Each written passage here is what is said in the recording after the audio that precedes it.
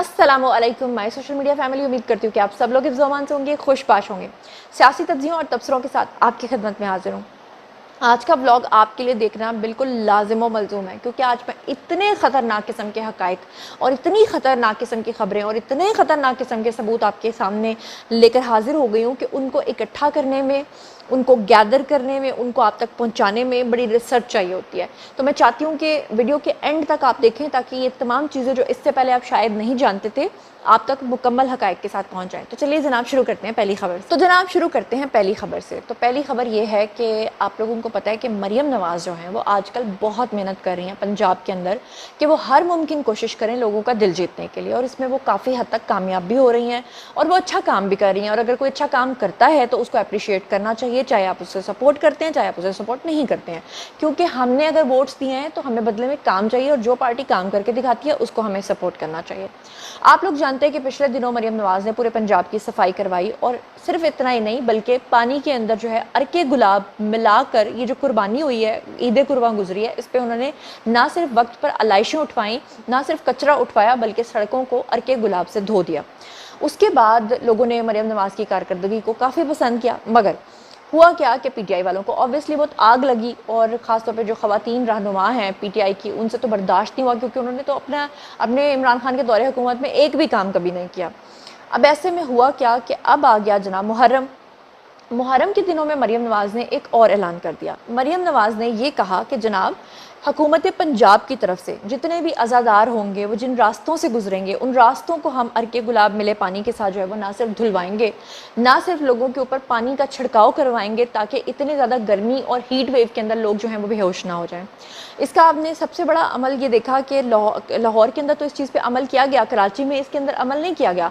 तो कराची में एक ही वक्त में जो अज़ादार थे तकरीबन 200 से 250 के करीब बेहोश भी हो गए। लेकिन कराची में तो आपको पता है कि मादर पिदर बेचारे सारे आज़ाद, कोई किसी को पूछने वाला नहीं हुआ, तो कचरा डिफेंस में नहीं कोई उठाता, तो वहाँ पर आम कराची किस तरह का होगा। कराची अब कचराची बन चुका है। लेकिन लाहौर की सड़कों को अरके गुलाब से धुलाया भी गया, और जो अज़ादार वहाँ से गुजरे उनके ऊपर जो है वो स्प्रे भी किया गया।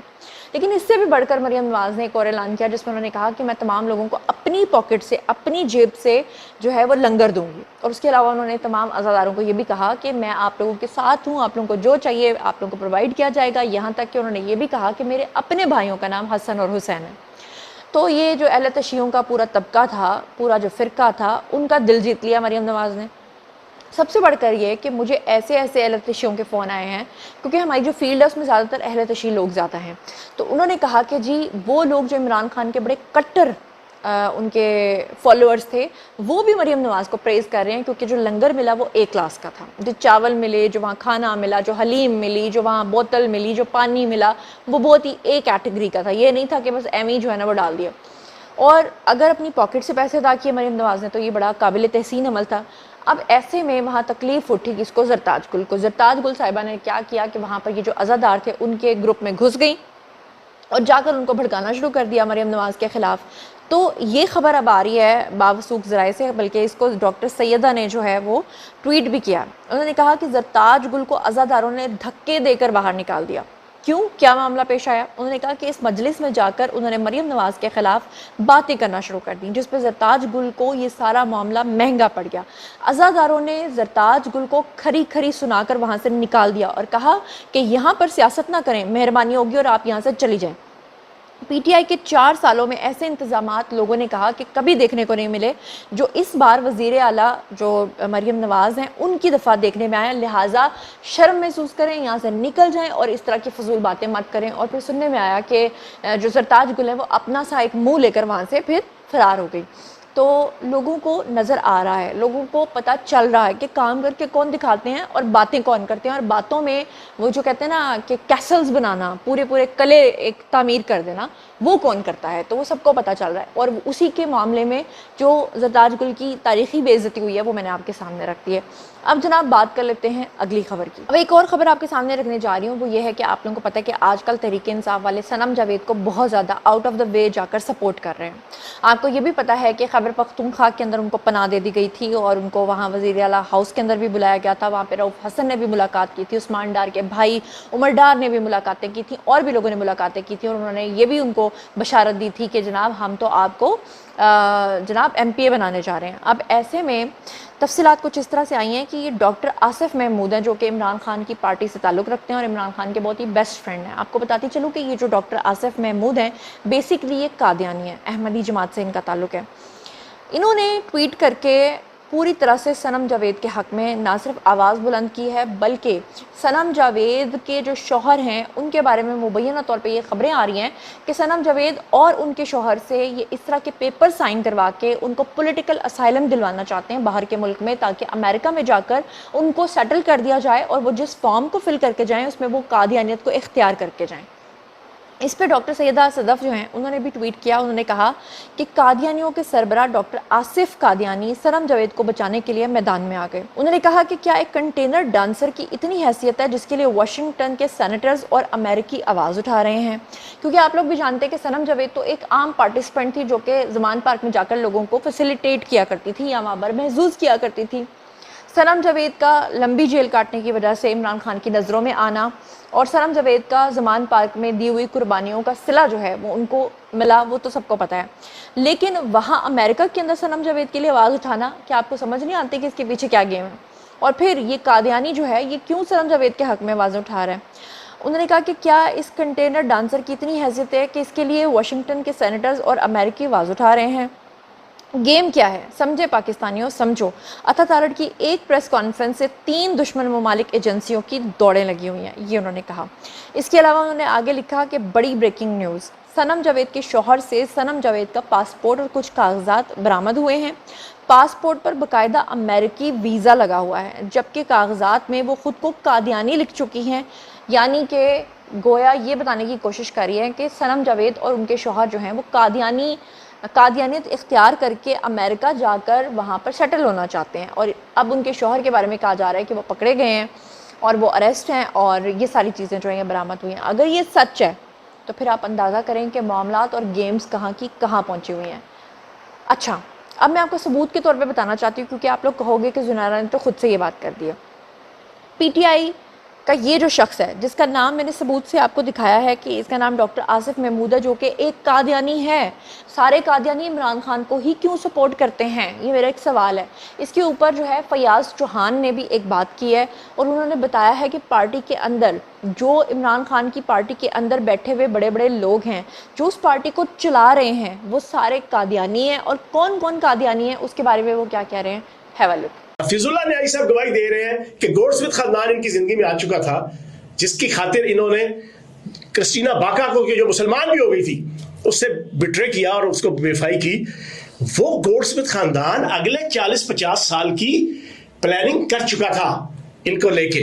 اس پلاننگ کے تحت ان کا یہ تھا کہ ورلڈ کپ یہ جیتے گا, یہ ہیرو بنے گا, ہیرو بنا کے اس کو بھیجیں گے اس کے ملک میں, پھر اس کو پالیٹکس کے اندر لے کر آئیں گے, پھر اس کو امت مسلمہ کا عظیم قائد بنائیں گے. جی تو جناب آپ نے دیکھا اصل مسئلہ یہ نہیں ہے کہ جو قادیانی ہیں وہ کھل کر سامنے آ گئے ہیں. اس سے بھی بڑا مسئلہ یہ ہے کہ اس وقت بھی عمران خان کے ساتھ ایسے ایسے لوگ ہیں, یہاں تک کہ ہماری حکومتوں کے اندر بھی ایسے ایسے لوگ پاکستان کے اندر آ چکے ہیں جو کہ قادیانی تو ہیں مگر ان کے بارے میں کسی کو پتہ ہی نہیں ہے. اور آپ کو پتہ ہے کہ اللہ تعالیٰ نے فرمایا ہے کہ جو منافق ہوگا وہ جہنم کے آخری گڑھے میں جائے گا, کیونکہ جو کافر ہوتا ہے وہ منافق سے بہتر ہوتا ہے. کیونکہ اگر کوئی ہندو ہے, کرسچن ہے, کوئی بھی ہے, وہ تو اپنے منہ سے بتا رہا ہے کہ میں منکر ہوں, بھائی میں تو نہیں مانتا. لیکن جو اس طرح کا شخص ہے جو مسلمان بن کے مسلمان کے لبادے میں خود کو آپ سمجھ لیں کہ وہ شیپ کی اپنے اوپر جو ہے وہ اس نے کھال اوڑی ہوئی اور اندر سے وہ درندہ ہے. تو یہ ہے بیسیکلی سارا معاملہ احمدیوں اور قادیانیوں کا. اب میں آپ کو ایک اور ثبوت دینے جا رہی ہوں. عمران خان کا بیٹا جو کہ عمران خان کے جیل میں جانے کے باوجود دونوں ان کے بیٹے یا ان کی جو بیوی ایکس وائف جمائمہ وہ کیا پاکستان آئے ہیں؟ نہیں آئے, لیکن وہ پاکستان کو توڑنے کے لیے باہر سے بیٹھ کر سازش ضرور کر رہے ہیں. اس کا سب سے بڑا ثبوت آپ کے سامنے رکھنے جا رہی ہوں کہ عمران خان کا جو بڑا بیٹا ہے, اسکرین کے اوپر آپ کو نظر آ رہا ہوگا, آپ ذرا دیکھیے کہ یہ انیل مسرت کے ساتھ جو ہے وہ کھڑا ہے اور میچ دیکھنے کے لیے گیا ابھی حالیہ دنوں میں. اور انیل مسرت کون ہے؟ انیل مسرت ایک قادیانی ہے. آپ سب لوگ جانتے ہیں کہ یہ وہ شخص ہے جس نے مدینہ کے اندر کعبہ کے اندر جو نعرے لگے تھے اس وقت اس نے ڈانس کر کے دکھایا تھا. آپ کو پتہ ہے کہ وہ کتنا خوش ہوا تھا، کیونکہ یہ وہ منافق ہے جو کہ مسلمان نہیں ہے بلکہ مسلمانوں والا نام رکھ کے خود کو مسلمان ظاہر کرنے کی کوشش کرتا ہے۔ آپ کو یاد ہوگا کہ عمران خان کے دور حکومت میں عمران خان نے 50 لاکھ گھروں کا اعلان کیا تھا۔ یہی وہ انیل مسرت ہے جس کے بہاف پہ عمران خان نے یہ اعلان کیا تھا، کیونکہ اس نے انویسٹمنٹ کرنی تھی پاکستان کے اندر اور بہت بڑی تعداد میں قادیانیوں کو پاکستان کے اندر لا کر بسانا تھا۔ لیکن جب لوگوں کو پتہ چل گیا کہ یہ شخص قادیانی ہے تو اس کے بعد عمران خان نے اس کو پیچھے کر دیا تھا اور وہ 50 لاکھ گھروں والا سارا میٹر جو ہے وہ پیچھے ہو گیا تھا۔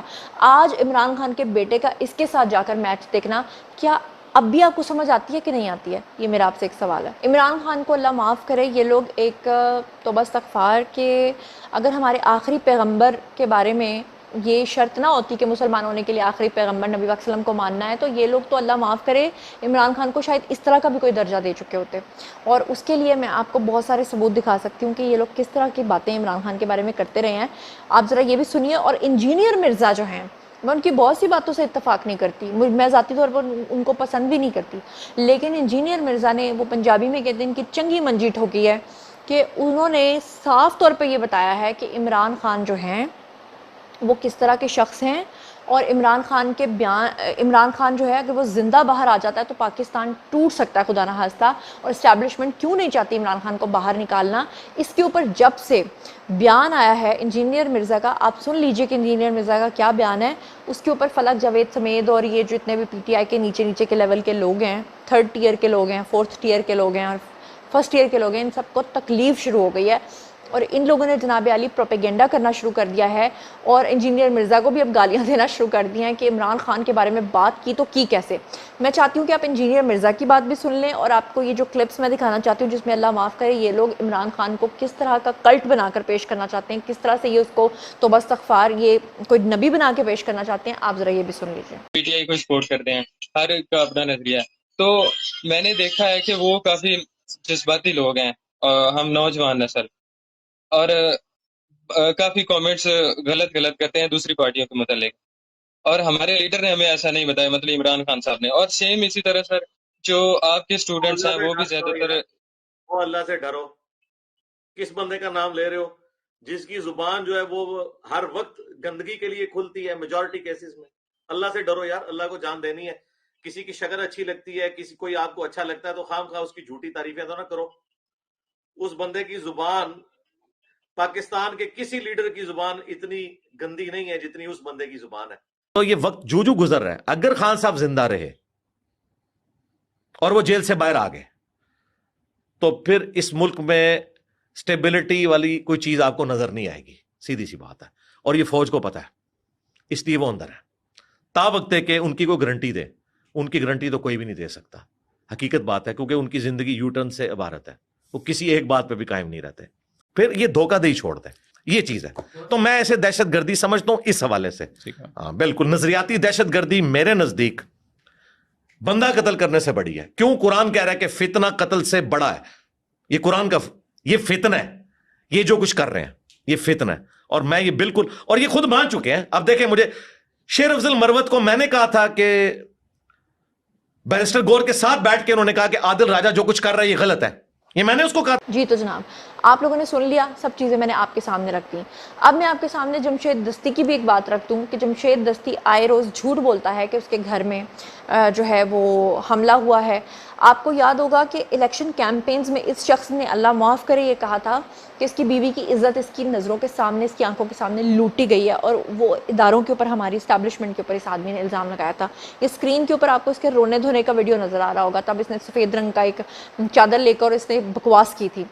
یہ ماضی میں عمران خان کے بارے میں بھی اس طرح کی باتیں کرتا رہا ہے۔ اصل میں یہ شخص چاہ رہا ہے کہ اسٹیبلشمنٹ اس کو گود لے، اور اس کے بعد یہ اسی طرح کی ہرزہ سرائی عمران خان کے بارے میں بھی کرنا شروع کر دے گا۔ یہ ماضی میں عمران خان کے بارے میں کیا کہتا رہا ہے، ہیو اے لک۔ کورونا کے نام پہ بھتے خوری چل رہی ہے، لوٹ کسوٹ ہے، ادھر جلسے ہو رہے ہیں، ادھر سکول کالج بند کر دیے ہیں، لوگوں کو بس بچوں کی تعلیم کو تباہ برباد کر دیا ہے، اور نوجوانوں کو زبردستی عمران خان نے بے راہ روی پہ لگا دیا، چرس پہ لگا دیا، ہیروین پہ لگا دیا، کیونکہ خود ہیروین پینے والا ہے، کوکین استعمال کرتا ہے، کرپٹ اور بددیانت آدمی ہے۔ اب اس نے سکول کالج یونیورسٹیاں پہ بین لگا کے نوجوان نسل کو، کیونکہ جو سکول کالج نہیں جائیں گے وہ چرس پیئیں گے، وہ ہیروین پیئیں گے، یہ اس کا ایجنڈا پاکستان کی نسل نو کو تباہ کرنے کا ایجنڈا ہے۔ کیونکہ دیکھیں खेल इसने तबाह कर दिए, क्रिकेट तबाह हो गई, स्पोर्ट्स मैन आया, बाकी स्पोर्ट्स देखें तबाह कर दी। अब इसने मुल्क को तबाह कर दिया। ये आटा अपना इसने गंदम रूस से मंगाई जो जहरीली और गंदी तरीन गंदम है। जो पाकिस्तान 7वां मुल्क है दुनिया का, 7वां मुल्क है दुनिया का जो हमारे पास गंदम का, मगर गंदम इसकी नाकिस और करप्ट और गलत इसकी पाकिस्तान दुश्मन पॉलिसियों की वजह से और गंदम जो है ना पाकिस्तान में बाहर भेजी गई और नायाब हुई और अफगानिस्तान में इमरान खान के करिंदों ने स्मगलिंग करके भत्तेखोरी की। जी तो जनाब, ये था आज का वीडियो। बारी है जी आप लोगों की। आइए कमेंट सेक्शन में और मुझे बताइए कि इन तमाम चीज़ों के बारे में आप क्या सोचते समझते हैं। जो कुछ भी आप सोचते समझते हैं शेयर कीजिए, पर्सनली जवाब दूंगी। मज़ीद खबरें, व्लॉग्स, इंटरव्यूज़ और सियासी तज़किरे जानने के लिए मेरे साथ कनेक्टेड रहना हरगिज़ मत भूलिएगा। चैनल को सब्सक्राइब कर लीजिएगा। अपना बहुत ख्याल रखिएगा। अल्लाह ने के बाद।